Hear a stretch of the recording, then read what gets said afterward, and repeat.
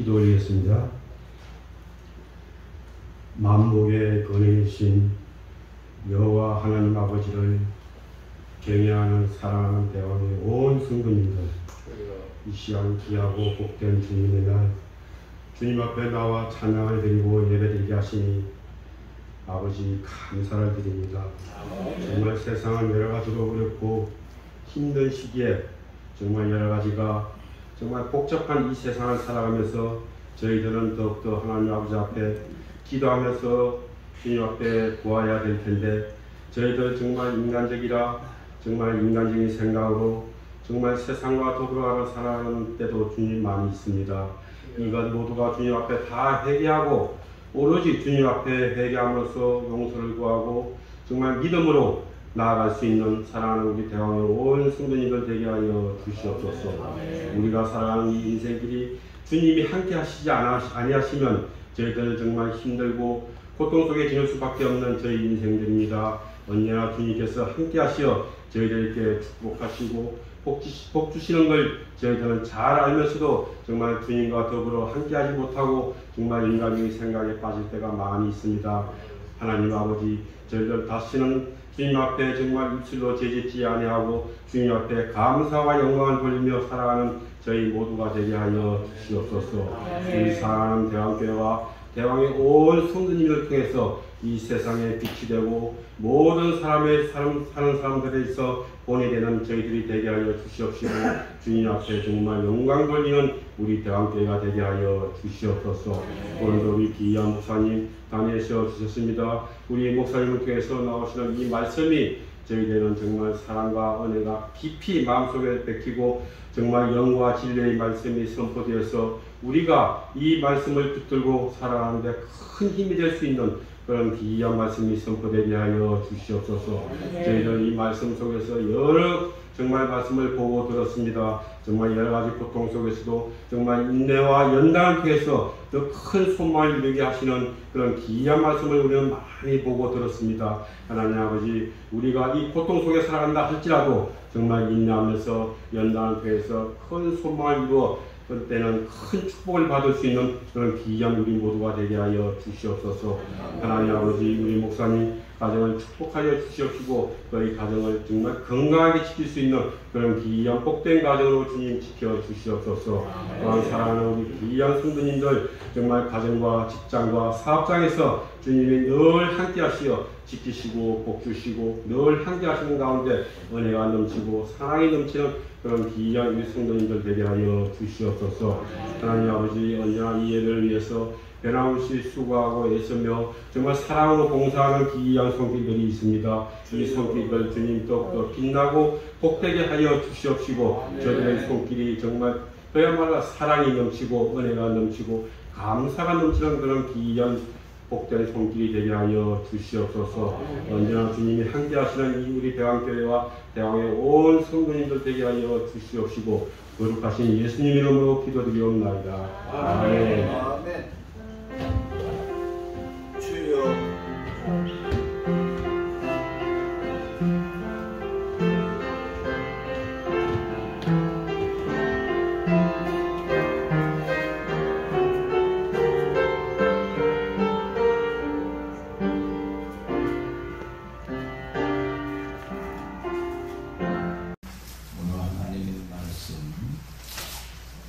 사무엘상 16장에서 보겠습니다.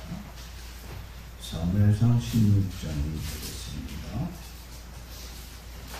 6절하고 7절의 말씀이에요. 구약성경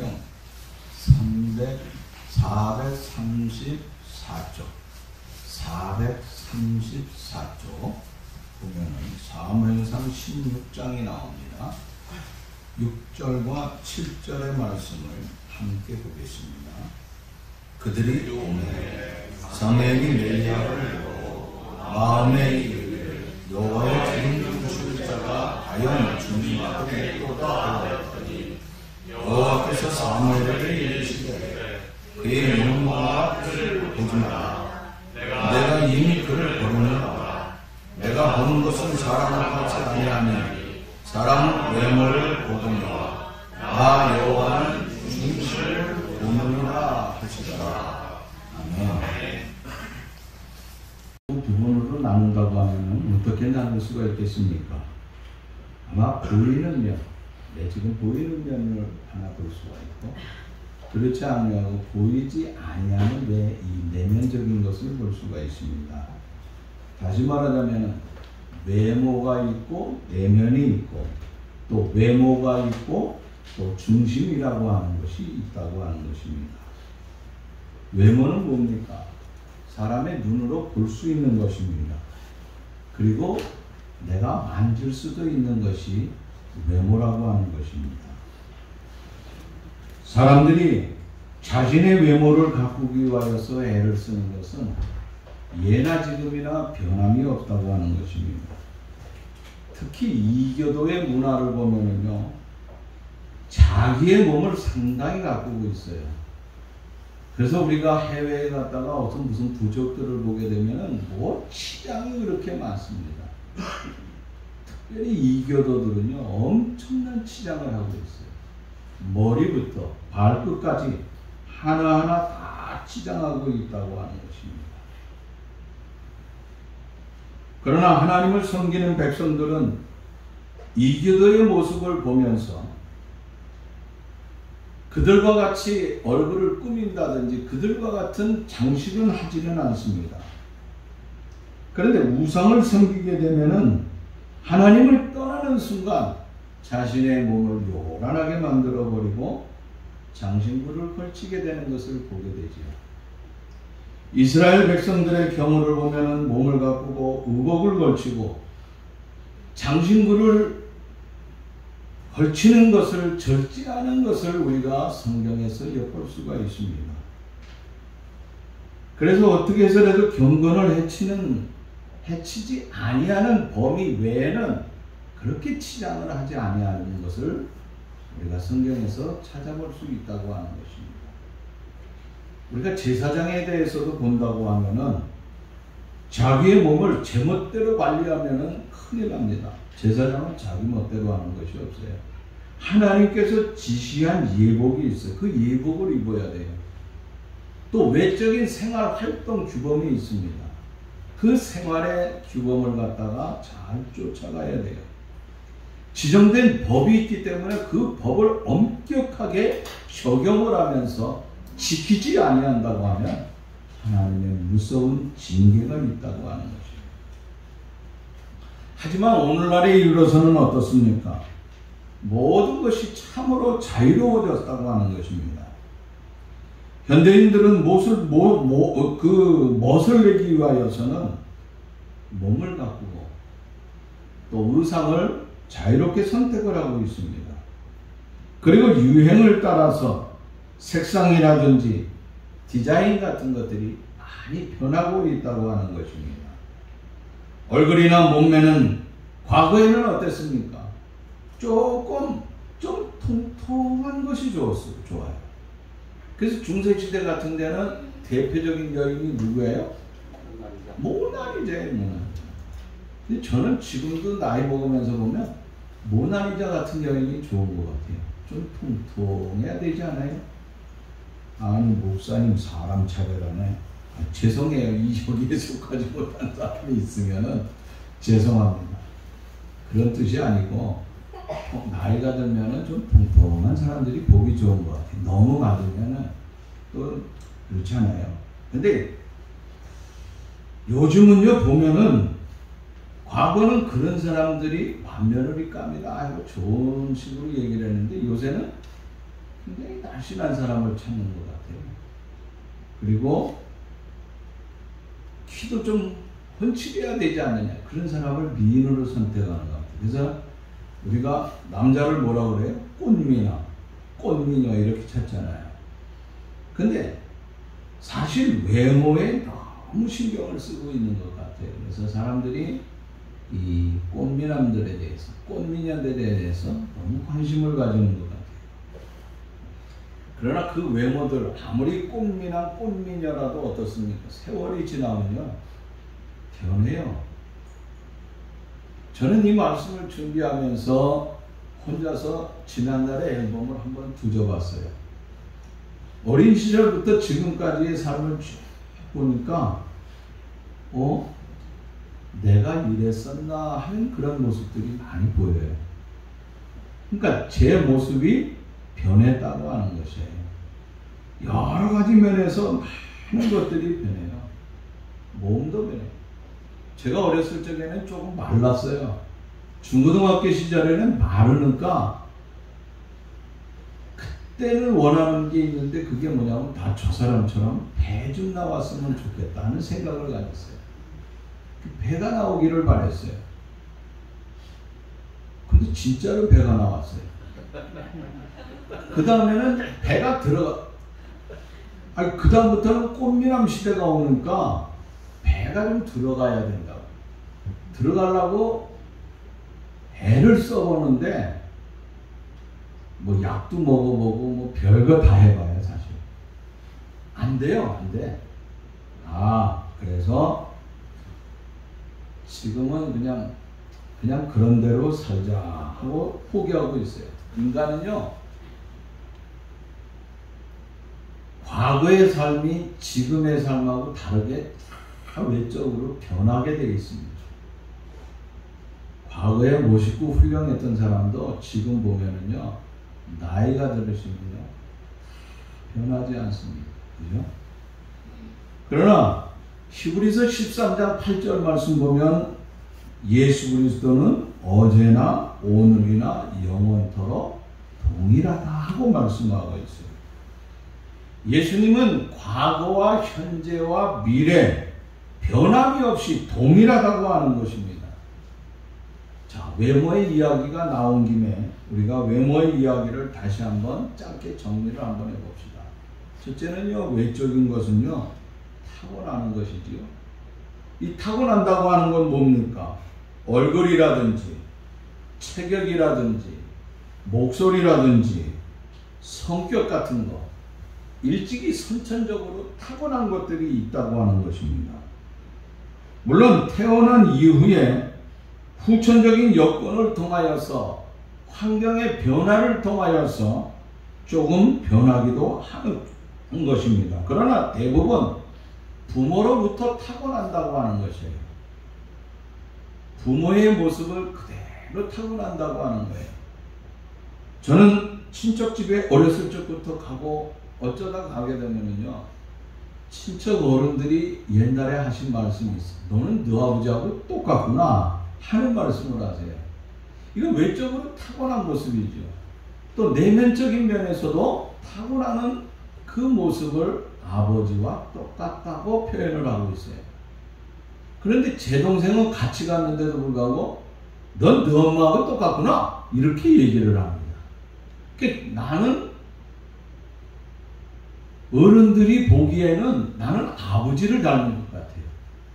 똑같은 한 가족이지만은 형제지만은 내 동생은 아버지보다는 엄마를 많이 닮았다고 표현들을 하고 있습니다.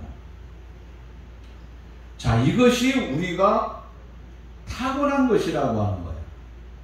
그 다음에 두 번째는요, 후천적인 것입니다. 후천적인 것. 후천적 변화. 그러니까 성형을 통하여서 변화시키는 외모의 삶을 볼 수 있어요. 어떤 조사에 보면은요, 한국 여성은 자신의 외모에 만족하지 아니한다. 만족하지 않는 것이 한국 여성들 얼마나 될 것 같습니까? 여러분, 한국 여자들 몇 프로나 될 것 같아요? 자기 외모에 대해서 만족하지 아니하는 사람 90%, 80%, 50%, 40% 몇 프로 정도 될까요? 지민아 몇 프로 정도 되겠니? 여자들이 60%? 응? 99%. 젊은 사람이에요. 이건사님 몇 프로나 돼요? 80%. 비슷해요. 한 70% 이상이에요. 70% 정도는 만족하지 못해요. 그러면 목사님, 남자는 얼굴이나 외모에 대해서 몇 프로 만족할 것 같아요? 조사해보는 거예요. 남자들이 60%. 아니, 우리 교인들은 관심이 많은가 보다. 외모에 대해서. 60%래. 맞아요. 거의 맞아요. 50% 정도 돼요. 이건 옛날 거예요. 제가 한 거는 한 5, 6년 전에. 그러니까 지금 세월이 또 변했으니까 그 BTS인가 뭐 이런 거 나오고부터는 아마 더 높아졌을 거예요. 그 다음에 요새 뭐 그 뭐예요. 트로트 같은 그 트롯 무슨 뭐 이렇게 쇼하는 거 있잖아요. 그것 때문에 그런 것들이 인기 있다 보니까 외적인 것에 굉장히 관심을 두는 것 같아요. 사람들은요, 외모에 대해서 관심을 가요.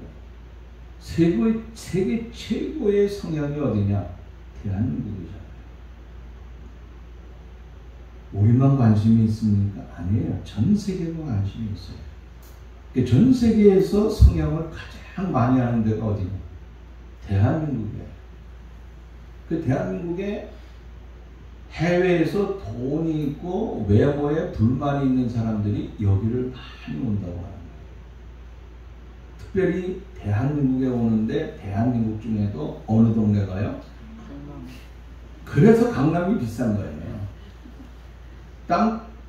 사람들이 방화동으로 좀 모이게 해야 돼. 김포에서 갇혀오는. 그래서 성형외과 좋은 사람들이 여기다 광고를 팍팍 내야 돼요. 그러면 어떻게 돼요? 이 방화동의 집값이요, 천정 부지로 올라가는 거예요. 그 다음에는 어떻게 되냐면 한 평에 1조 원씩 이렇게 되는 거예요. 왜? 이게 외모를 보기 때문에. 예뻐지고 싶은 욕망이라든지 건강해지고 싶은 욕망은 우리가 이거 부정적으로 볼 필요는 없다고만 생각합니다. 그러나 미모에 대해서 과잉 반응을 보이는 것. 우리가 과잉 반응 보는 사람들 있죠. 과거에 아나운서 가운데 좀 뛰어난 여자애가 있어요. 제가 보기에 굉장히 이쁜 여자인데 자기 얼굴에 만져가지 못하고 뜯어고쳤어요. 또 뜯어고치고 해가지고 지금은요, 과거만도 못한 거예요. 처음에 그냥 놔두면 제가 보기엔 굉장히 예쁜 얼굴로 봤어요. 지금은 많이 변해버렸어요. 이름이 기억이 잘 안 나요. 그 사람이 이렇게 뮤지컬도 하고 뭐 여러 가지 이렇게 활동들을 하는데 자기 나름대로 애를 쓰는데 외모가 좋지 않게 변하는 것 같아요. 다 좋은 것은 결단코 아니에요. 뭐냐면요, 자동차가 있잖아요. 자동차의 목적이 뭐죠? 어딘가에 빨리 가고자 하는 거예요. 왜 빨리 가고자 하는 거 제일 먼저 만들어낸 사람이 포드 아니에요. 포드가 만들어낸 동기가 뭡니까? 포드라고 하는 사람이 만들어낸 동기는요, 자기 어머니가 어렸을 적에 마차 타고 가다 돌아가신 거예요. 조금만 일찍 병원에 갔으면, 조금만 의사한테 더 일찍 갔으면 살았을 텐데. 그래서 그때부터 나는 세상 사람들이 좀 빨리 이렇게 이동을 해가지고 뭔가 할 수 있게 했으면 좋겠다 하는 그런 생각을 가지게 됐던 거예요. 그래서 만들어낸 게 뭐예요? 이게 자동차예요. 그래서 그 자동차가 점점 발전해가지고 지금은 어떻습니까? 자동차가 지나치게 빨라요. 너무 빠른 거예요. 속도 위반해서요, 딱지 날라가면 안 돼요. 응? 너무 빨라요. 너무 빨라. 와, 이거 과속하면요, 이 자동차라고 하는 건 적절해야 되지, 과속하면요, 이게 문제가 되는 거예요. 사람이요, 삼시세끼를 먹고 살잖아요. 근데 자기 몸에 지나치게 과욕하는 사람들 있잖아요. 과식하는 사람들이 있잖아요. 과식하면 어떻게 됩니까? 그럼 문제가 생기는 거예요. 여러 가지 질병이 오는, 당뇨도 오고 무슨 병도 오고 고혈압도 오고, 이런 과식하기 때문에 온 거예요. 저는 어렸을 적에, 그러니까 제가 이제 일찍이 고혈압이 걸렸는데, 아무리 생각해봐도 제가 왜 고혈압 환자가 되지? 저희 어머니는 지금까지 고혈압에 걸렸다는 얘기를 못 들어봤어요.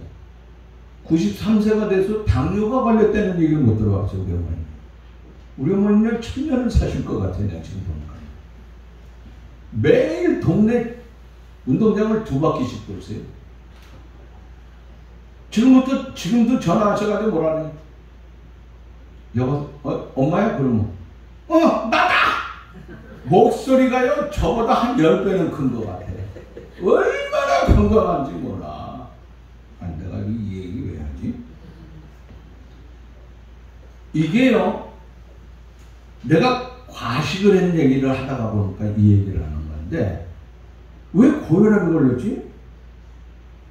우리 어머니는 지금까지도 병이 없이 건강한데, 나이가 연세가 드시니까 눈이 침침해진 것 뿐이지, 다른 거는 건강해요. 4층에 사는데도 엘리베이터가 없어도 걸어다니세요. 터벌터벌. 물론 수술도 안 하셨어요. 얼마나 건강하십니까? 근데 나는 고혈압이 일찍 왔어요. 그것도 옛날에 신길동에서 개척하다가 병원에 갔더니만 고혈압 환자가 있는 거예요. 가만히 생각해 보니까요. 신방을 다녔어요, 그 전에. 동원교회 전도사로 있을 때 신방을 갈 적에 하루에 20집, 많으면 30집씩이에요. 못해도 10집은 해요, 신방. 그는 목사님이 있고 여전사님이 있고 제가 새끼를 다 쫓아다니는 거예요. 그런데 꼭 목사님 옆에 앉아가지고 제가 예배를 드린 다음에 집에서 나오는 것이 있어요. 그때는 귀한 손님 오면 뭘 주냐면요, 목사님한테 귤 몇 개가 나와요. 조금 좋은 집은 바나나가 나와요. 거기에 반드시 깃들이는 게 있는데 그것이 뭐냐면 고정왕이 좋아했던 커피가 나와요. 근데 우리 목사님은 커피를 절대로 안 먹어요. 왜? 이거 먹으면 나쁘다 해가지고 안 먹어요. 그러니까 커피를 저한테 쫙 내줘요. 그러니까 저는 전도사는 안 먹을 수 없잖아요. 옆에서 그럼 또 다음 집에 가서 또 나와요. 한 집에 가서 2잔씩 먹는 거예요. 20집을 다니면은 몇 잔을 먹어요? 40잔 먹는 거예요. 보통 40잔씩은 하루에 먹어야지 살았어요. 이야, 그때는 몰랐어요. 젊었으니까 몰랐는데 어떤 집은 뭐 옛날에는 커피만 주는 게 아니잖아요. 커피에다가 그냥 프리마라고 하는 거 있잖아요. 요즘 사람들 잘 몰라요. 프리마라고.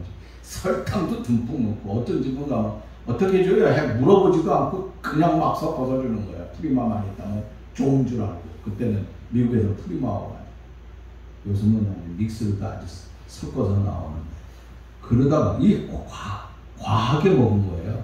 그거 하나만 생각이 나고 그 다음에 음식도요. 목사님이 이게 옛날에는 잔치집처럼 벌려놓잖아요. 침방은. 그러면 밥을 갖다 놓으면 반 공기는 여기다 나한테 덮는 거예요. 안 먹으면 욕 먹는 거예요. 나 그래서 요새 안 먹는 거예요. 하도 그때 많이 먹어가지고 뒤어가지고 집에 가면 먹을 건 없지만은 신방 하면은요 먹을 게 천재예요. 너무 가죠. 야, 우리 목사님은 그렇게 김치를 줘도 그분은 빨아서 야, 임전도사 물 가져와 그래. 제가 가서 몰래 집사님 물 좀 주세요. 공기에다 물을 갖다 주면 김치를 빨아서 드셨어요. 밥도 많이 안 드셨어요. 커피도 안 드셨어요. 저한테 줬어요. 근데 60세도 살지 못하고 위암으로 돌아가셨어요. 근데 주구장창 하루에 40잔 커피를 먹고 밥을 더 주면은 더 주는 대로 안 먹을 수 없으니까 눈치 보고 먹고 눈치 보고 야, 그거 안 먹었으면 좋은데 그냥 주니까 거부하면 안 되니까 이것도 순종하는 거다. 야, 이거 안 좋은 거예요. 운동하는 것도요. 너무 지나치게 하면요 병이 오는 거예요. 자, 그래서 우리가요 후천적으로 이 외모적인 것을 변형되는 것이 있지요. 그 다음에는 계속적인 변화를 해요. 외모는. 우리가 10대 때하고 20대하고 또 다릅니다.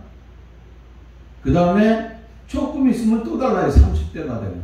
40대가 되면 또 다르고 50대가 다르고 또 60대가 되면요. 그 모습이 자꾸 변한다고 하는 거예요. 그 다음에 마지막으로 변화되는데 우리가 어떻게 변화되느냐. 주님이 재림하실 적에 내 몸이 어떻게 변한다고 그랬어요? 신령한 몸으로 변한다고 그랬어요.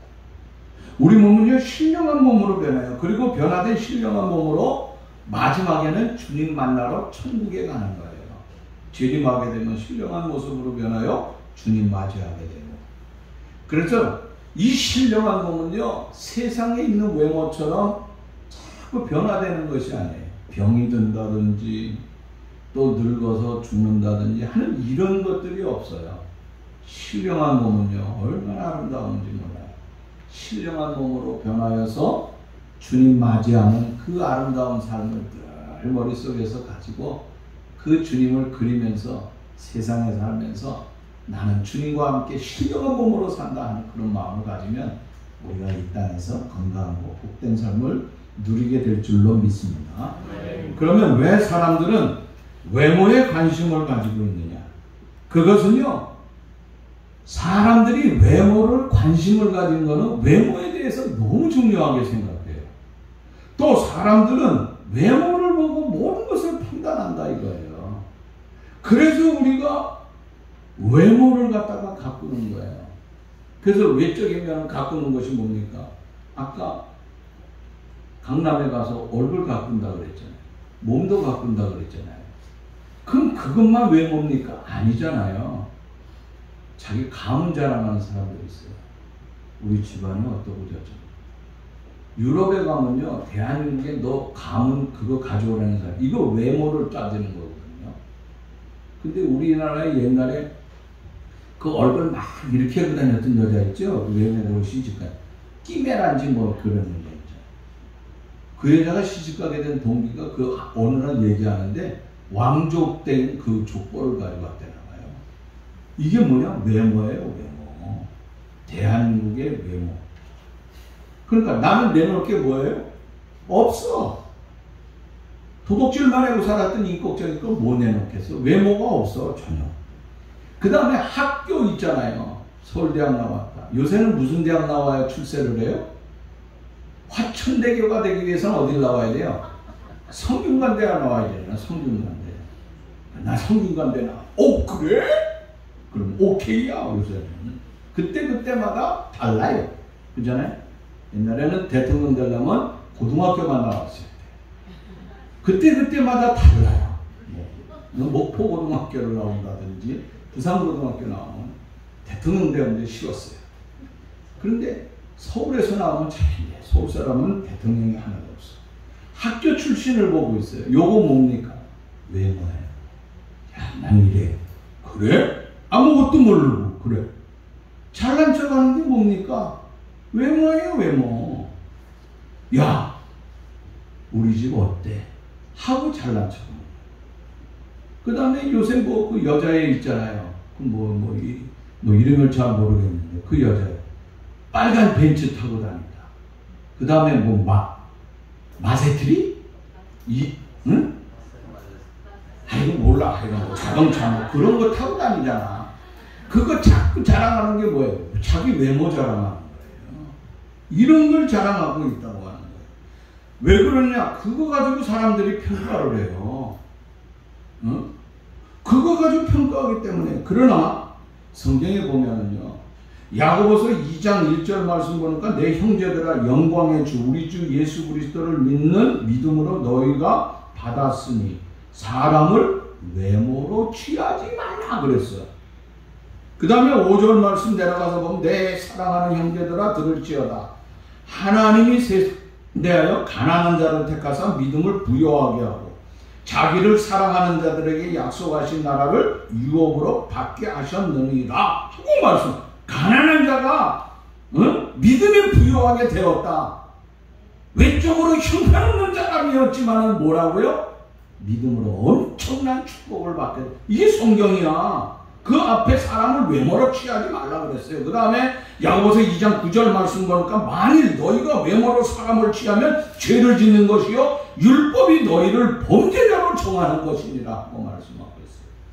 그 외적인 것이 중요하지 않다고 하는 것을 성경에 말씀하고 있는 거예요.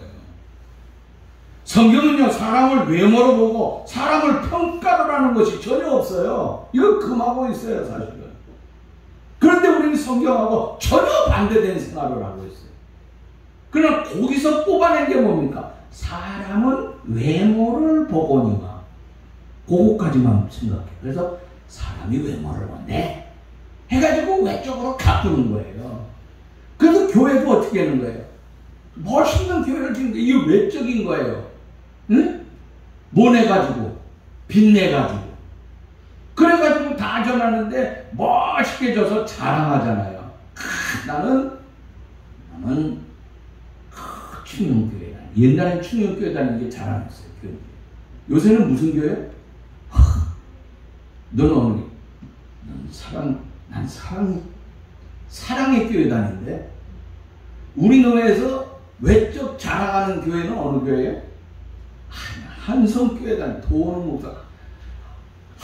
도원우 목사가 제일 위대한 거야. 우리 교회에서. 제일 크니까. 제일 큰 형이라고. 그 친구 나보고 형님 하는데 그게 문제가 아니라 다른 사람들이 보기에. 그렇잖아요. 성경은요 외모를 보지 말라고 그랬어. 근데 예수님이 제자들 선택할 때 외모 보고 선택했어요? 외모 보고 선택했으면요 저 바닷가에 가서 어부를 왜 선택합니까? 율법주의자 중에 뛰어난 사람이 얼마나 많은지 몰라요. 율법학자들, 바리새인들이 여기 대단한 친구들 아니에요? 학문적으로 뛰어났고요. 바리새인이 과거의 구약시대의 바리새인들은 어땠습니까? 굉장히 겸손했어요. 아주 진실했어요. 근데 이게 자꾸 이상하게 된 거예요. 그래서 어떻게 돼요? 끄떡하고 교만해진 거예요. 사람에게 보이잖아요. 그 주님이 그거 나 저놈은 안 되겠다. 세상 사람들이 쳐다도 보지 아니하고 어부가 뭘 그렇게 뛰어납니까? 아무것도 아니잖아요. 세상 사람들이 그 당시에 세관들을 얼마나 욕을 했는지 참 나쁜 놈이라고 아주. 응? 삭개오 같은 거 이거 뭡니까? 세리 아니에요. 마태 세리 아닙니까? 이거 외적인 면에서 형편없는 인간들이에요. 근데 예수님은 그런 인간들을 선택했다 이거예요. 예수님 자체도 외적인 면에서 좋은 사람 선택한 게 아니에요. 보기 좋은 사람이에요. 학벌이 뛰어난 사람, 집안의 가문이 좋은 사람을 선택한 게 아니에요. 착각하는 거예요. 요한하고 야고보가 나중에 착각해가지고 예수님 왕이 될 줄 알고 아침 떨잖아요. 엄마까지도 올라가면 우리 아들 궁충이하는 줄.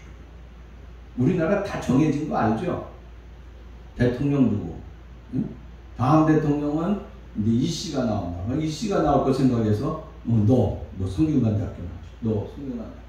다 그걸 아마 정해진 것 같아요. 제 생각. 비아냥거리는 말이지만 좀 그렇습니다. 여러분 외적인 것을 가지고 주님이 선택하지 않았다고 하는 것이 중요한 거예요. 우리가 그러면 우리가 이제 본문으로 이제 돌아가면서 우리가 본문 속에서 우리가 한번 생각을 한다고 하면은 뭐 그게 그거니까 그런 거예요.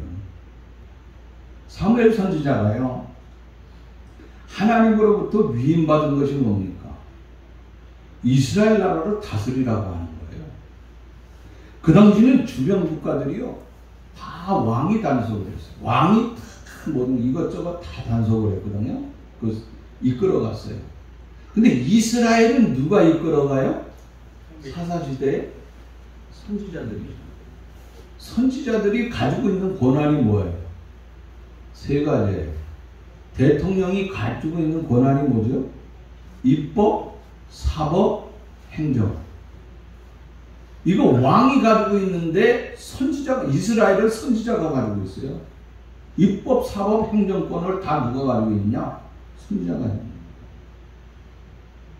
근데 이 사무엘 시대 때 선지자인 사무엘은요 백성들하고 소통할 적에 백성들이 굉장히 답답했나 봐요. 저 나라 이 나라의 왕을 보면은 무슨 일이 있으면 금방 직속적으로 타타타타타타 이게 문제를 풀어가는데, 우리는 문제가 있으면은 소위 선지자라고 하는 입법, 사법, 행정을 맡은 이분이 조금만 기다려봐. 그리고 주변에 가서 하나님 앞에 막 기도한 다음에 하나님 어떻게 하면 좋아요 하면 하나님께서 뭐라고 하면은 그때 와가지고 이렇게 하고 지시를 하고. 이게 너무 답답한 거예요, 백성들은요. 그래서 우리에게 왕을 달라 하니까 사무엘이 선택한 왕이, 첫 번째 왕이 누구예요? 사울이라고 하는 왕을 선택하잖아요. 처음에 그가 잘생겼어요. 키도 크잖아요. 그러니까 외형적인 것을 봤는데, 외형적인 것을 보면서 젊은 시절에 하나님을 바르게 섬기는 것 같아.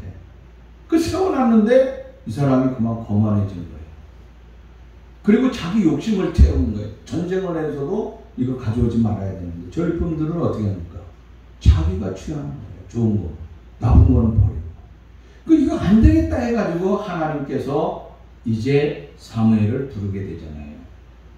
그래서 자, 오늘 16장 가서 보세요. 1절 말씀. 여호와께서 사무엘에게 이르시되 내가 이미 사울을 버려 이스라엘의 왕이 되지 못하게 하였거늘. 야, 자, 여기 이 말씀은 이제 야, 사무엘아, 사울은 왕이 아니야, 이제. 근데 어디서 선택을 해야 되느냐? 자, 너는 기름을 채워가지고 가라. 내가 너를 베들레헴 사람 이새에게로 보내리니. 이새에게로 보낸다고 그랬어요. 이는 내가 그들의 아들 중에 한 왕을 보았습니다. 하나님이 본 아들이 어디 있어요? 왕이?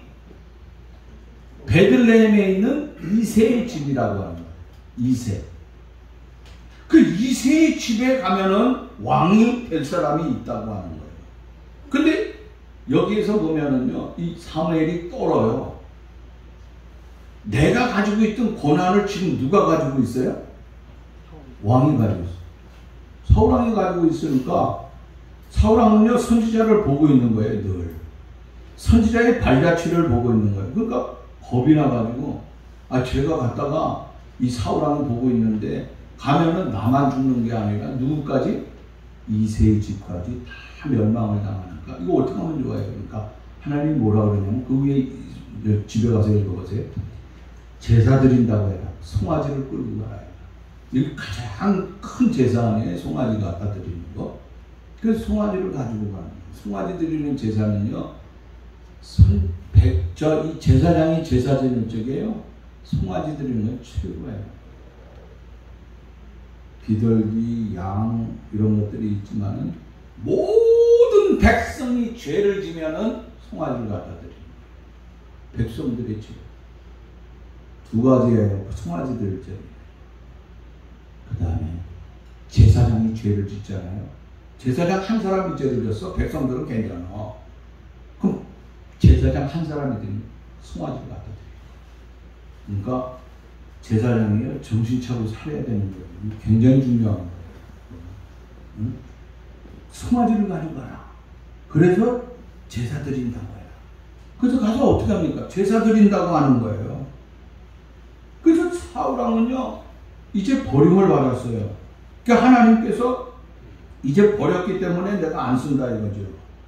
그래서 극비리에 그 집에 찾아가게 되잖아요. 몰래 찾아갔다가 그 집에 가니까 8명이 있어요. 이 다윗 이새가 나오니까 얘기인데, 이새를 통하여서 이제 하나님께서 왕을 선택하게 하는데,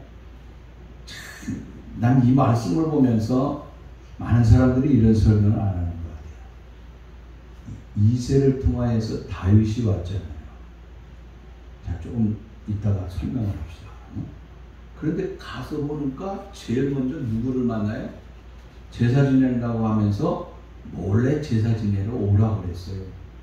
근데 누가 와요? 이 집에 8아들이 있는데 8아들 다, 너 집에 몇 아들이, 8아들이 있어요. 그래? 저 지금 나가 있는데 오라 그래가지고 와가지고 어떻게 했냐면 그들이 5절 말씀 보면은요 이새와 그 아들들이 밑에 보면요 성결하게 하고 제사에 청하니라. 제사에 청함을 받은 사람들이 이새와 아들들인데 다윗을 뺀 거예요. 그래서 그 아들들을 점검하는 거예요. 그런데 깜짝 놀라는 게 뭐냐면 하나님이 얼마나 정확한지 몰라. 사무엘복에 하나님이 너무 정확해. 그 집의 아들 이새가 딱 들어오는데 역시 그렇지. 이스라엘의 조건 누굴 통하여서 이루어집니까? 장자잖아요. 장자. 역시 하나님은 정확해. 엘리야를 보는 순간 깜짝 놀라. 세상에 잘생겼지요. 뭐 말 시키니까 말을 청산유수야. 얼마나 하는 게 많고 훌륭한지 몰라요. 뭐 더 이상 물어볼 게 뭐 있어요. 왕을 세우려고 그러는 거예요. 그런데 하나님이 아니다 이거예요. 하나님은 아니라는 거예요. 사무엘이 깜짝 놀래요. 그래가지고 둘째 아들을 보자 그러잖아요. 둘째 아들 보면서 사실 똑같은 심정이에요. 이 똑같은 심정으로 그 큰 아들을 왕으로 세울 줄 생각했는데 둘째 아들 보니까 둘째 아들 잘생겼어. 아미나답. 그 다음에 셋째 아들 삼마까지 봤는데 너무 잘생겼어. 또 계속해서. 근데 하나님은 자꾸 아니라고 하는 거예요. 나는 긴 것 같고 하나님의 명령이 이것 같은데 하나님이 아니다 하는 거예요. 그래서 7 아들을 사무엘이 다 보았습니다. 사무엘이 또 묻습니다. 다른 아들은 없어? 예, 있어요. 근데 말이 신통치 않아요. 아직 막내가 있기는 한데 저기 지금 목동으로 양을 지키고 있다고. 그 아들을 좀 보자.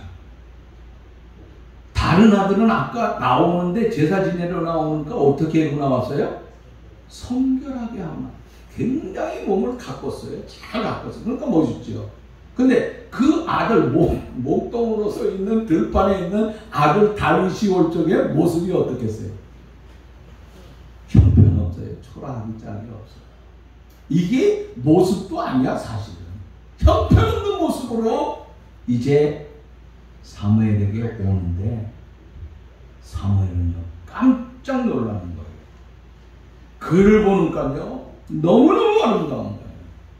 그래서 하나님이 그 눈빛이라든지 그 모든 것들이 완전한 거예요. 그래서 하나님께서는 그 용모를 보면서 여기 뭐라고 그랬습니까? 그 후에 쭉 보면은요 12절 말씀 보니까 이에 사람을 보내어 그를 데려오게 하며 그의 빛이 붉고 눈이 빼어나고 얼굴이 아름답더라 하고 여호와께서 이르시되 이가 그니 일어나 기름을 부으라 하시니라 그랬어요. 하나님께서 크게 감동을 했어요.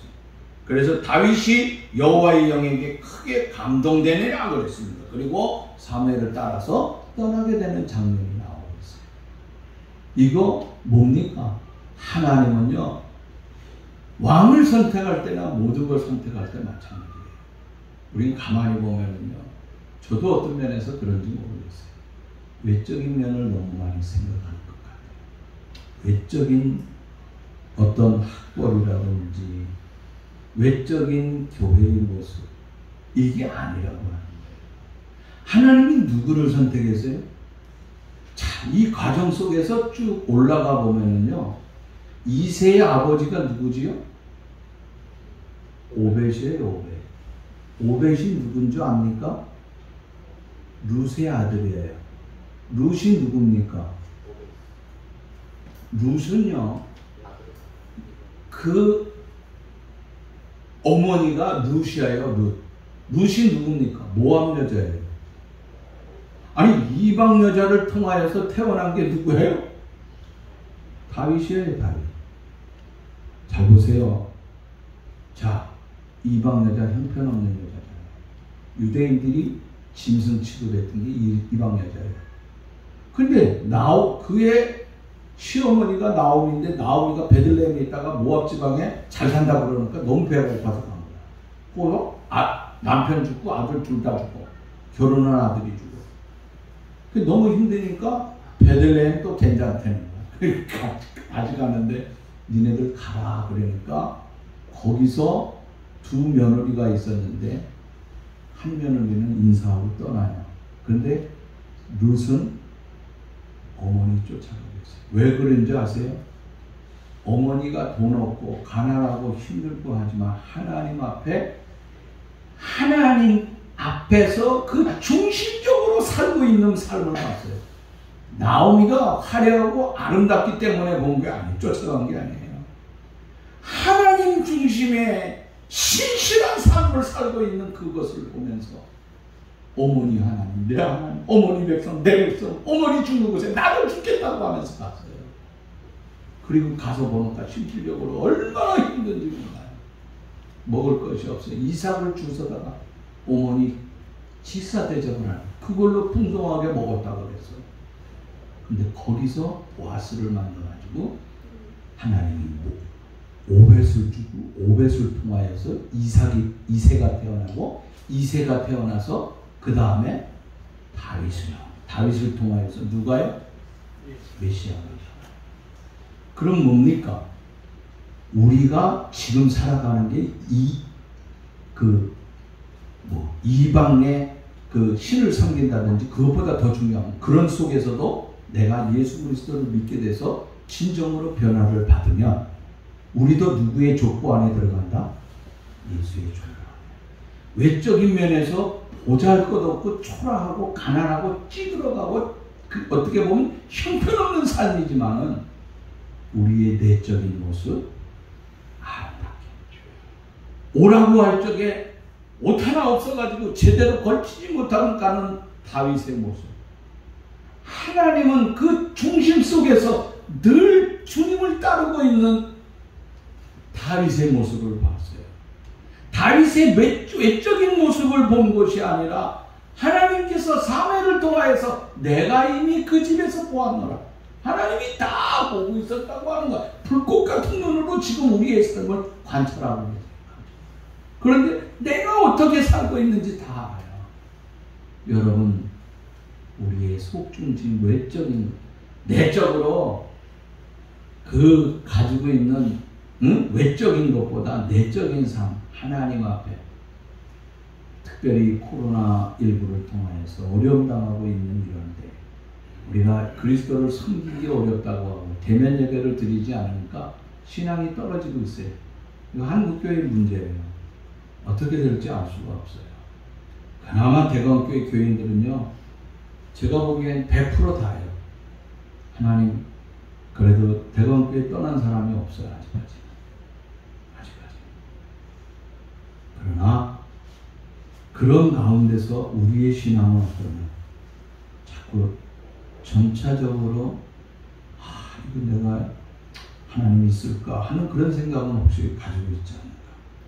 다시 한번 생각해보면 하나님은 늘 여러분과 같이 있어요. 내 내면에 내가 진짜 주님을 모시고 살아가고 있는가? 내가 주님 중심의 삶을 살아가고 있는가? 다시 한번 점검해 볼 수 있기를 바라는 것입니다. 그래서 아무리 힘들고 어렵더라도 여러 가지 형편 속에서 산다 할지라도 주님 내가 꽉 모시고, 그래서 하나님께서 다윗을 선택한 이유가 뭡니까? 사도행전 13장 22절 말씀입니다. 내가 이새의 아들 다윗을 만나니 내 마음에 합한 사람이야. 그 다음 그 뒤에 하나님의 마음에 합한 사람, 내 뜻을 다 이루게 하나님의 마음에 들어야 되는 거예요. 외적인 것이 마음에 드는 게 아니에요. 내적인. 하나님이 큰 아들 봤어요. 누구 봤어요? 오정현 목사를 봤어요. 이 사랑의 교회를 봤어요. 두 번째 아들, 아까 누구라고 그랬지? 아비나답. 도원웅 목사, 아들을 봤어요. 한성교회를 봤어요. 세 번째 아들 삼마 승영교회를 봤어. 김학균. 아니다 그랬어. 더 없냐 그랬더니 대관께 찌그러지나.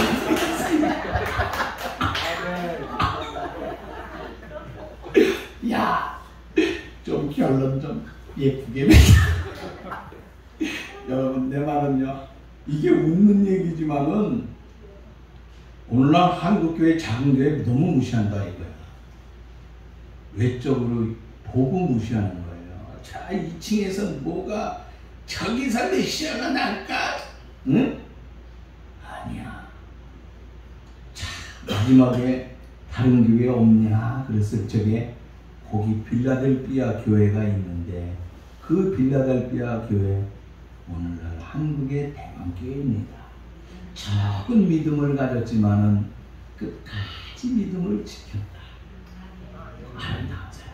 그래서 외적으로 여러분의 외적인 것이 아니라 내적으로 인정받고 하나님의 축복을 받는, 그래서 하나님 중심의 삶을 살아가는 복된 대관교회 일꾼들이 다 될 수 있기를 주의 이름으로 축복합니다.